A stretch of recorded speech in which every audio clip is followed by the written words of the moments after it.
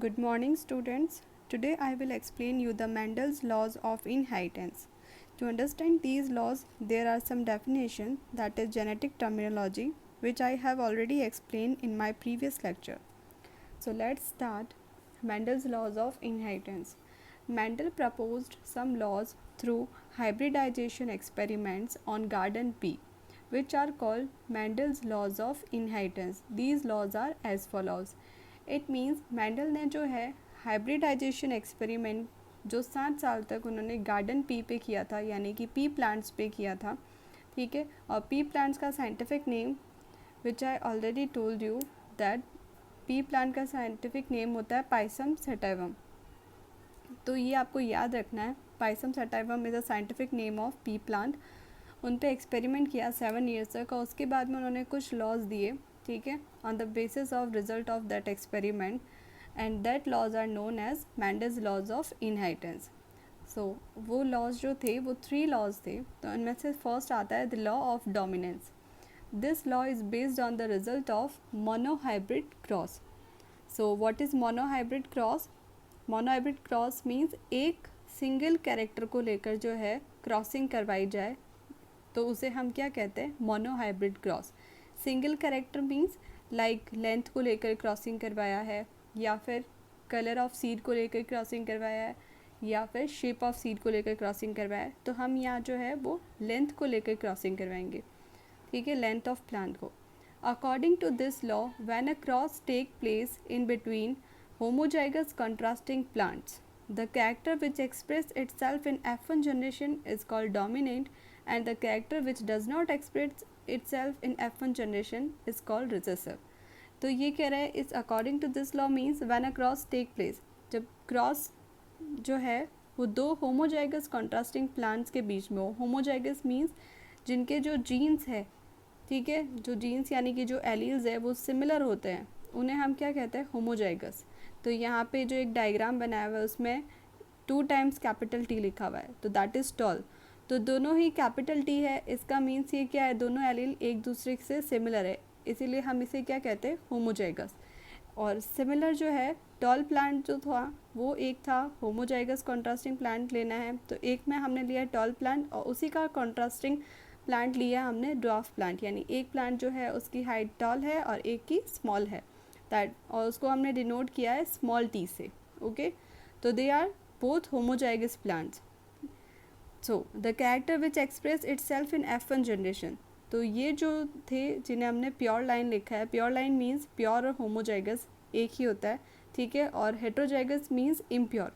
तो इसके बाद में जो है गैमेट फॉर्मेशन होता है, और गैमेट फॉर्मेशन के बाद में F1 जनरेशन मिलती है, और F1 जनरेशन के अंदर ये जो एरो बना के लास्ट में लिखा गया डायग्राम में, that is capital T and small T, ठीक है। तो इसके अंदर जो है F1 जनरेशन के अंदर अपना इफेक्ट शो करने वाले कैरेक्टर को जो डोमिनेंट कैरेक्टर कहा जाता है, और जो अपना कैरेक्टर शो यानी कि नहीं कर पाता, अपने इफेक्ट नहीं दिखा पाता, उसे हम क्या कहते हैं? Recessive character. यानी यहाँ पे जो डाफिज्म कैरेक्टर है यानी स्मॉल प्लांट है, वो अपना जो कैरेक्टर है शो नहीं कर पाता है, बिकॉज टॉल प्लांट डोमिनेंट है। और डोमिनेंट क्या होता है? जो प्रभाव दूसरों पे दिखाता है, अपना इफेक्ट दूसरों पे दिखाता है और दूसरे के इफेक्ट को छुपा देता है, तो उसे हम क्या कहते हैं? डोमिनेंट, ठीक है। तो यहाँ पे जो है ये कैपिटल टी और स्मॉल टी। अब जहाँ पे कहीं पे भी कैपिटल लेटर आ जाए, इसका मतलब वो कैसा होगा? कैपिटल लेटर की तरह होगा, यानी कैपिटल क्या है? कैपिटल टी आया है तो इट मीन्स कैसे प्लांट होंगे? सारे ही प्लांट कैसे होंगे? टॉल होंगे। Example, when a homozygous tall plant is cross with homozygous dwarf plant, then in F1 generation all plants were tall, okay. Now the law of segregation or law of purity of gametes. So, what is gamete? A male or female cell that joins with the cell of the opposite sex to form a zygote. This law is based on the results of monohybrid cross. तो सबसे पहले ये law जो है वो किस result पे based है? तो ये एक्सपेरिमेंट किया था मोनोहाइब्रिड क्रॉस, मतलब एक ही कैरेक्टर को लेकर जो है हमने कंसिडर किया, उसी को लेकर क्रॉसिंग करवाई है, और वो कैरेक्टर क्रॉसिंग है लेंथ की, लेंथ ऑफ प्लांट की। Then, according to this law, during gamete formation from hybrid of F1 generation, both alleles separate or segregate to each other. Therefore, it is called as law of segregation. and each gamete carries one allele for each character. Therefore it is called as law of purity of gametes. तो इस law में क्या बोल रहा है कि during gamete formation from hybrid of F1 generation, यानी जो आपको F1 जनरेशन मिला था लॉ ऑफ डोमिनेंस में, that is capital T and small T, जो आपको डायग्राम में दिख रहा है, ठीक है, ये हेट्रोजाइगस टॉल, या फिर आप इसको क्या कह सकते हो हाइब्रिड, या फिर हम इसे बोल सकते हैं इम्प्योर, ठीक है। तो ये हाइब्रिड या हेट्रोजाइगस टॉल प्लांट है, इसमें गैमेट फॉर्मेशन होंगे। तो गैमेट फॉर्मेशन से क्या हो गया, कैपिटल टी अलग हो गया और स्मॉल टी अलग हो गया। अब इसी को क्रॉसिंग लेकर करवाना है, तो इसको जब हम क्रॉसिंग करवाते हैं तो हमें जो प्लांट मिलेंगे उनके एलील्स जो होते हैं गैमेट फॉर्मेशन के टाइम पे एलील्स सेपरेट हो गए, यानी कैपिटल टी सेपरेट हो गया, स्मॉल टी सेपरेट हो गया, ठीक है, और दोनों एक दूसरे से सेपरेट हो रहे हैं या सेग्रीगेट हो रहे हैं, इसीलिए हम इसे क्या कहते हैं, लॉ ऑफ सेग्रीगेशन। तो यहाँ हमने सेम लाइन लिखी है, like during gamete formation from hybrid generation both alleles separate or segregate to each other, therefore it is called as law of segregation and each gamete carries one allele for each character। और जो एक gamete होगा वो अपना एक जो है character को शो करेगा, यानी कैपिटल टी किसको शो करेगा, टॉलनेस को, और जो स्मॉल टी है वो किसको शो करेगा, ड्वार्फिज्म को, यानी कि स्मॉल प्लांट को, ठीक है। इसीलिए हम इसे क्या कह सकते हैं, therefore it is also known as law of purity of gametes. Okay, example, if homozygous tall plant is cross with homozygous dwarf plant then in F1 generation all plants were hybrid और heterozygous tall. यानी ये हमने law of dominance में भी देखा था, जब homozygous tall plant को होमोजाइगस ड्वार्फ प्लांट से क्रॉसिंग करवाया जाता है तो F1 जनरेशन के अंदर जो हमें सारे प्लांट मिलते हैं वो कैसे होते हैं, हेट्रोजाइगस टॉल। हेट्रोजाइगस टॉल क्यों बोला है, क्योंकि हेट्रोजाइगस टॉल में एक कैपिटल टी आता है और एक स्मॉल टी आता है, ठीक है, ये दोनों सिंबल्स है, ठीक है, एलील्स की। तो यहाँ पे जो कैपिटल टी आएगा वो कैसा है, डोमिनेंट है, और अगर जो डोमिनेंट कैरेक्टर है इसका मतलब वो अपना इफेक्ट जो होगा वो दिखाएगा और ड्वार्फिज्म कैरेक्टर को हाइड कर देगा, इसीलिए हम क्या लिख रहे हैं, heterozygous tall. In heterozygous condition both alleles separate from each other during gamete formation, और इस हेट्रोजाइगस कंडीशन में जो है दोनों एलील एक दूसरे से सेपरेट होता है, ठीक है, गैमेट फॉर्मेशन टाइम पे, and due to this segregation dwarfism character reappear again in F2 generation. और इसी गैमेट फॉर्मेशन या सेग्रीगेशन की वजह से ड्वार्फिज्म कैरेक्टर यानी कि स्मॉल प्लांट का जो कैरेक्टर है वो रीअपियर होता है F2 जनरेशन में। ओके, तो अब हम जो है दो न्यू फिनोमेनन को जो है वो इंट्रोड्यूस करेंगे, that is phenotypic ratio and genotypic ratio. What is phenotypic ratio? So phenotype means होता है external appearance of an individual, यानी कि बाहर से दिखने पर प्लांट कैसा है, टॉल है या ड्वार्फ है, ठीक है, यानी कि या तो लंबा है या छोटा है।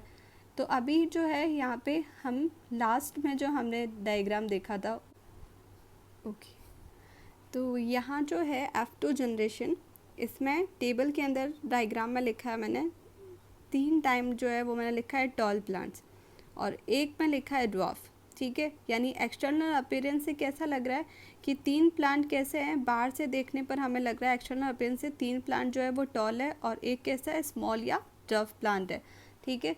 तो फेनोटाइपिक रेशियो क्या आ गया, 3 टॉल रेशियो 1 ड्वार्फ, यानी 3 लंबे हैं और एक कैसा है, छोटा है, छोटा सा पौधा है, ठीक है। Then genotypic ratio, genotypic means genetic constitution of an individual, यानी जीन्स के अकॉर्डिंग कैसा है।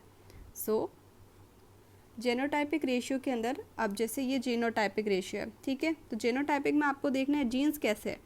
तो टेबल देखिए नीचे जो F2 जनरेशन का टेबल है डायग्राम में, तो यहाँ पे एक का कैसा आ रहा है, एक आ रहा है जो होमोजाइगस टॉल है, that is both are capital T, but जो दूसरा है सेकंड और थर्ड ब्लॉक है उसमें एक कैपिटल टी है और एक स्मॉल टी है, यानी ये कैसा है, हेट्रोजाइगस टॉल, और एक कैसा है, homozygous dwarf.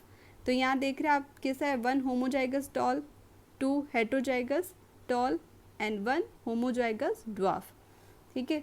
That's why जेनोटाइपिक ratio में हमने लिखा है 1 होमोजाइगस टॉल, तो मैंने यहाँ पे उसका होमोजाइगस टॉल के लिए हम क्या लिख सकते हैं, symbol both are capitals T, and 2 heterozygous tall, heterozygous means genes एक दूसरे से डिफरेंट होंगे, या सॉरी एलील्स एक दूसरे से डिफरेंट होंगे, तो that is capital T and small T, and homozygous dwarf यानी कि दोनों एक दूसरे से सिमिलर होंगे, that means both are the small T.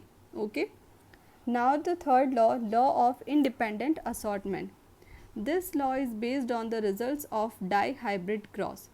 तो ये जो लॉ दिया गया वो किस बेसिस पर दिया गया? Result of dihybrid cross experiment. Dihybrid means two characters को लेकर अगर हम क्रॉसिंग कराए तो हम उसे क्या कहेंगे? Dihybrid cross. Okay. According to this law, if two और more than two contrasting characters are considered, यानी कि अगर दो या दो से ज़्यादा कॉन्ट्रास्टिंग कैरेक्टर्स को कंसिडर किया जाए, then there is not any effect of inheritance of one character on the inheritance of another character. तो एक कैरेक्टर का इनहेरिटेंस का दूसरे कैरेक्टर के इनहेरिटेंस पर कोई इफेक्ट नहीं होता है. लाइक अगर हम दो कैरेक्टर्स को कंसिडर करते हैं, so the first one is colour of seed and the second is shape of seed. तो कलर ऑफ सीड का जो है वो अपना कैरेक्टर शो करेगा और शेप ऑफ सीड अपना कैरेक्टर शो करेगा. वो दोनों ही एक दूसरे के ऊपर अपना कोई भी इफेक्ट नहीं डालेंगे. ठीक है. ना कलर शेप के ऊपर अपना इफेक्ट डालेगा और ना ही शेप जो है वो कलर के ऊपर अपना इफेक्ट डालता है. ठीक है. इसीलिए हमने यहाँ लिखा है इफ़ टू और more than two contrasting characters are considered then there is not any effect of inheritance of one character on the inheritance of another character. Or alleles of each character are not only separate but alleles of different character behave or assort independently. Therefore, it is called as law of independent assortment. Example: if homozygous yellow rounded plant is crossed with green wrinkle seeded plant, then in F1 generation all plants were yellow round seeded. Okay? तो यहाँ पे जो है ये क्या बोल रहा है? Homozygous yellow. होमोजाइगस येलो के लिए कौन सा सिंबल लिया था हमने? कैपिटल वाई लिया था. और राउंड के लिए हमने कौन सा सिंबल लिया था? Capital R. ठीक है. तो यहाँ पे जो है कैपिटल वाई और कैपिटल आर, होमोजाइगस लिखा है इसलिए हमें 2 टाइम्स कैपिटल वाई लिखना है और 2 टाइम्स कैपिटल आर लिखना है. ठीक है. जब कभी भी होमोजाइगस आ जाए तो दोनों ही एलील्स कैसे हो जाने चाहिए? सिमिलर.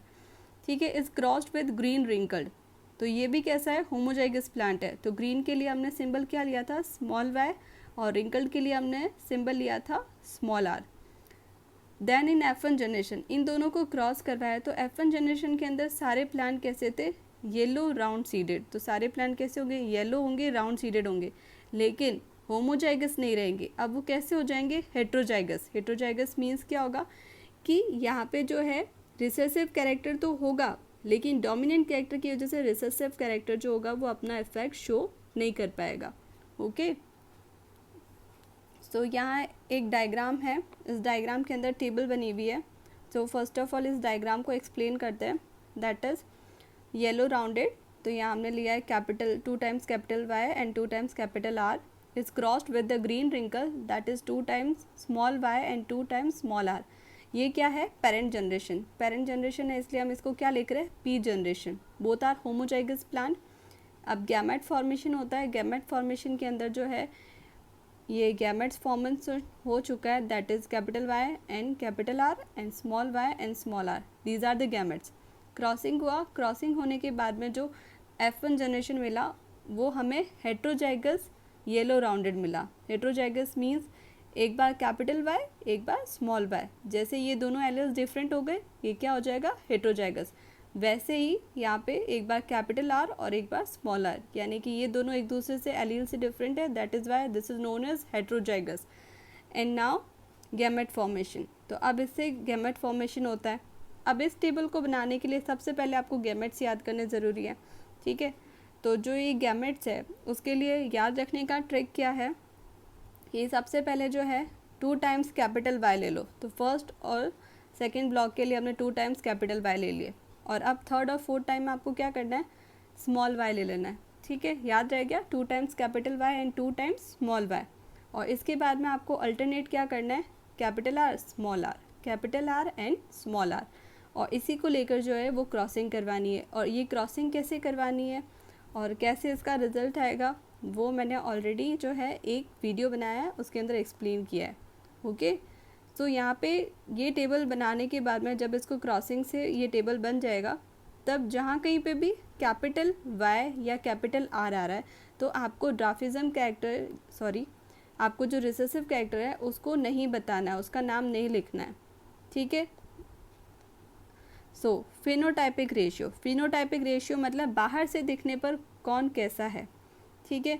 तो यहाँ जो सेकंड डायग्राम है उसके अंदर बाहर से कौन कैसा दिख रहा है, इसमें नीचे नाम नहीं लिखे, एक डायग्राम में नीचे नाम लिखा है दैट इज़ येलो राउंडेड, और यहाँ पे जो है दूसरा डायग्राम है वो उसका कलर डायग्राम है, उसमें ये लिखा हुआ नहीं है लैंग्वेज के अंदर और सीधा शो किया गया है डायग्राम के थ्रू। रिंकल को रिंकल शेप में शो किया गया है, राउंड को राउंड में शो किया गया है, कलर वाइज शो किया गया है, ठीक है।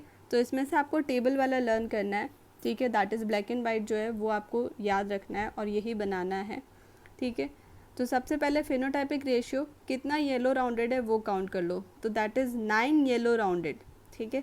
9 प्लांट्स जो है वो कैसे हैं, येलो और राउंडेड सीडेड के, ठीक है। And the 3 are green rounded, और 3 जो है वो कैसे है, ग्रीन राउंडेड है। Again the 3 is yellow wrinkled, और बाद में जो 3 है वो कैसे है, येलो रिंकल्ड है, और 1 कैसा है, green wrinkled, okay. Now we talk about the genotypic ratio. Genotypic ratio मतलब जेनेटिक कॉन्स्टिट्यूशन, ठीक है।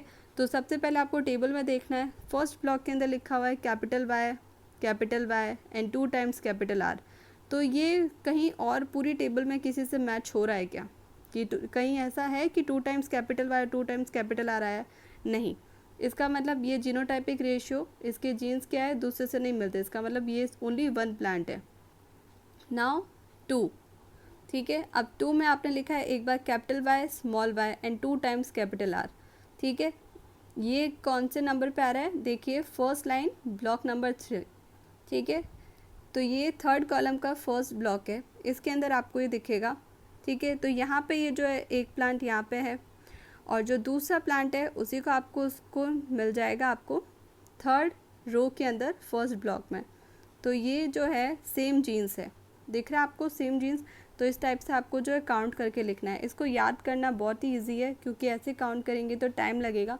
सो इसको लर्न कर लेते हैं। द लर्निंग ट्रिक इज़ 122 41 21 21, ठीक है। इस तरीके से याद करना है, 122 41 21 21, ओके। सो अब इसको याद रखने का ट्रिक है कि ये तो हमने क्या किया है, सिर्फ डिजिट्स याद किए।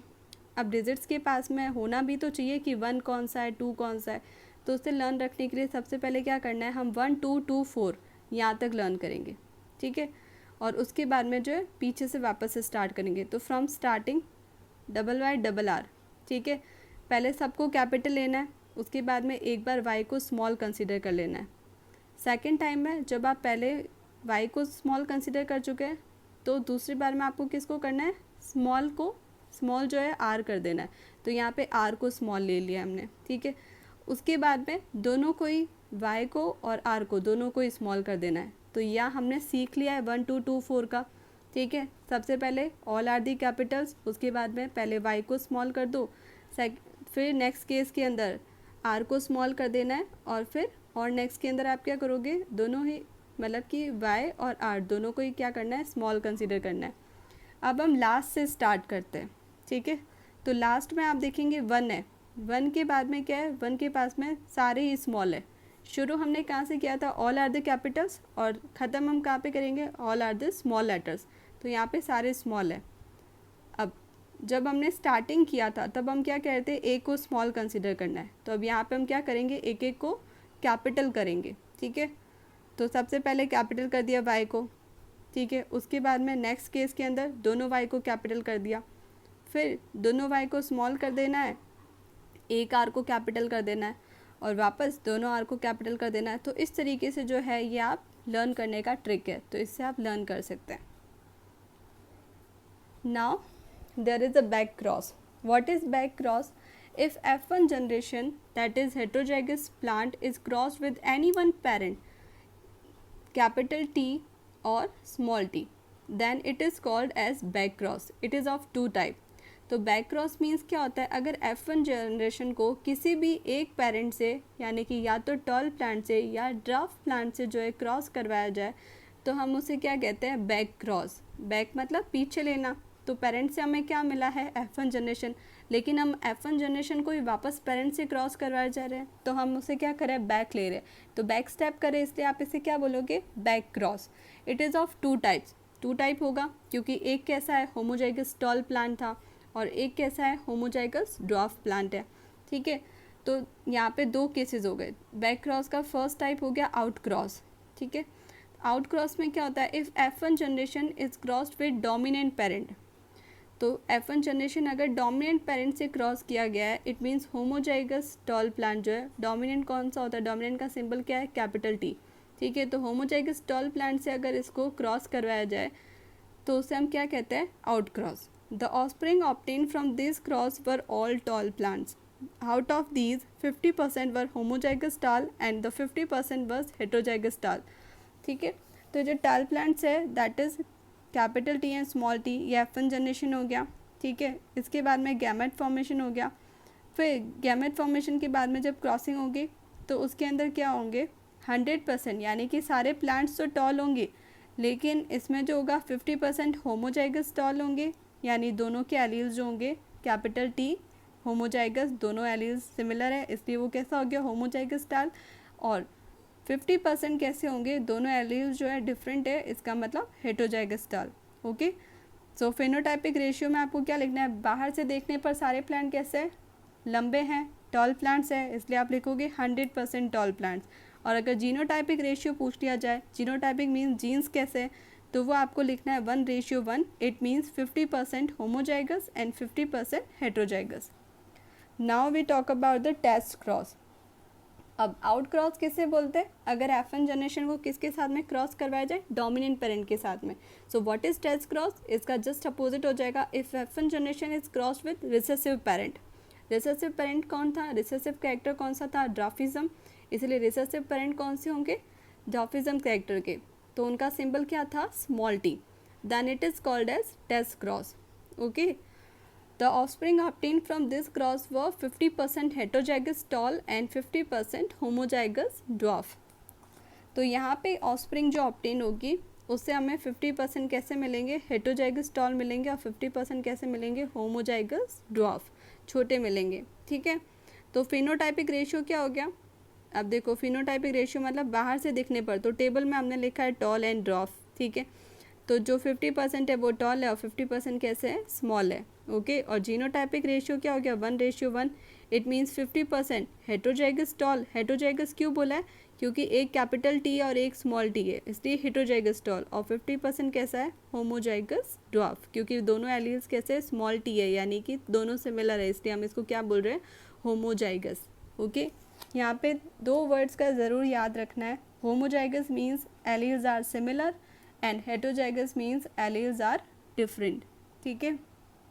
तो इसको याद रखने का भी एक तरीका है, लाइक आउट और टेस्ट क्रॉस। तो कैसे पता चलेगा आउट में कौन से पेरेंट आता है, डोमिनेंट या रिसेसिव, तो ऐसे याद रखना है कि आउट में जो है वो एक टाइम ही T आ रहा है, ठीक है। आउट की स्पेलिंग में कितनी टाइम T आ रहा है, 1 टाइम। तो एक को आप याद रखेंगे कि आउट की टीम में जो है, आउट की स्पेलिंग के अंदर जो है T एक बार आ रहा है, इसका मतलब ये कैसा है, डोमिनेंट, ठीक है। तो एक को हम याद रखेंगे तो उसका अपोजिट जो है वो डायरेक्टली टेस्ट क्रॉस को हम लर्न कर सकते हैं। Now the importance of Mendel's laws of inheritance, okay, मतलब मेंडल्स लॉज इनहेरिटेंस की इम्पॉर्टेंस क्या है, okay. The first point is gene concept was proved by Mendel's law of segregation, ठीक है। तो मेंडल्स लॉ ऑफ सेग्रीगेशन से gene का concept जो है वो प्रूव किया गया। According to the law of segregation, one gene has two alleles and they control two contrasting characters। तो लॉ ऑफ सेग्रीगेशन से ये प्रूव हो गया कि एक जीन के पास में दो एलील्स होते हैं और दोनों ही दो कॉन्ट्रास्टिंग कैरेक्टर्स को जो है वो कंट्रोल करते हैं। With the help of Mendel's law, disease resistant and high yielding varieties of crop plants, यहाँ पे गलत लिखा हुआ, that is top plant, that is writing mistake, so this is crop plants. High yielding varieties of crop plants can be develop. तो यहाँ पे जो Mendel's laws of inheritance है उसकी वजह से डिजीज़ रेजिस्टेंस, यानी कि डिजीज़ से प्रोटेक्ट होने वाले, और हाई यील्डिंग, ठीक है, ज़्यादा से ज़्यादा प्रोडक्शन हो उसके लिए वैसे क्रॉप प्लांट्स को जो है डेवलप किया जा सकता है। With the help of Mendel's laws we know about the new characters develop in hybrid offspring. तो मेंडल्स लॉ से हमें ये पता चला कि मेंडल लॉ जो है उससे न्यू कैरेक्टर्स डेवलप किए जाते हैं हाइब्रिड ऑफस्प्रिंग के अंदर। हाइब्रिड का मीन्स क्या होता है कि डिजायर्ड कैरेक्टर्स को न्यू जनरेशन के अंदर डेवलप करना, ठीक है। Useful characters can be brought into same species and harmful characters can be remove by method of hybridization. मतलब किसी प्लांट के अंदर कोई हार्मफुल कैरेक्टर है, उसको हम जो है रिमूव कर सकते हैं by hybridization technique. It is improved to find dominant character in living organism because many harmful and recessive genes are not able to express themselves in the presence of dominant genes। तो ये find करना बहुत ज़रूरी हो गया dominant character को living organisms में, ताकि जो हार्मफुल और रिसेसिव जीन्स हैं वो अपने आप को एक्सप्रेस नहीं कर सके in presence of dominant genes. A branch of science eugenics related with the improvement of human race is based on Mendel's laws. तो ये जो यूजेनिक्स है एक साइंस का ब्रांच है जिसमें ह्यूमन रेस मीन्स कैसे ह्यूमन की ऑफस्प्रिंग को जो है वो हाई क्वालिटी के साथ में जो है वो कैसे डेवलप किया जा सके, उसके अंदर कैसे अच्छी अच्छी क्वालिटीज़ जो है वो जनरेट की जा सकते हैं, उससे रिलेटेड स्टडी करता है। वो किसके ऊपर बेस्ड है? मेंडल्स के लॉज के ऊपर। Okay, so with the end of this topic here, your chapter 3 is also finished. In next video I will explain a new chapter.